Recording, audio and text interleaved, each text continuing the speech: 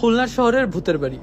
বাড়িটিতে প্রবেশ করলে মনে হবে এটি শত বছরের পুরনো কোনো রাজপ্রাসাদ। আর এই রাজপ্রাসাদ নিয়ে জনসাধারণের কাছে প্রচলন ছিল এটা কোনো এক রাজার বাড়ি ছিল, বাট ইতিহাসে কিন্তু তার কোনো প্রমাণ পাওয়া যায়। দেখতে ভূতের বাড়ির মতো হলেও একসময় কিন্তু এই বাড়িতে জনসাধারণের বসবাস ছিল, কিন্তু বর্তমানে ভয়ে এ বাড়ির সীমানায় আজ আর কেউ 2016 সালের পর দিয়ে এ বাড়ির অবস্থা বসবাসের উপযোগী না হওয়ায় এই বাড়িতে বসবাস করা একেবারে বন্ধ করে দেওয়া হয়। আর তারপর দিয়ে এই বাড়িতে রাতের বেলায় পায়ের শব্দ, মানুষবিহীন ছায়া এবং বিভিন্ন ধরনের আওয়াজ শোনা যায়। সব মিলিয়ে শহরবাসীর কাছে পরিত্যক্ত এই বাড়িটি ভূতের বাড়ি নামে তার পর দিয়ে পরিচিত হয়। বাড়ি নিয়ে শোনা এই প্রতিটা গল্প কতটা সত্য তার কোনো ভিত্তি নেই, কিন্তু আজও এই বাড়ি নিয়ে বিভিন্ন সময় বিভিন্ন ধরনের গল্প শোনা যায়। আর খুলনা শহরে এই বাড়িটির অবস্থান খুলনা জোড়াদির সিএমবি কলোনির ভিতরে।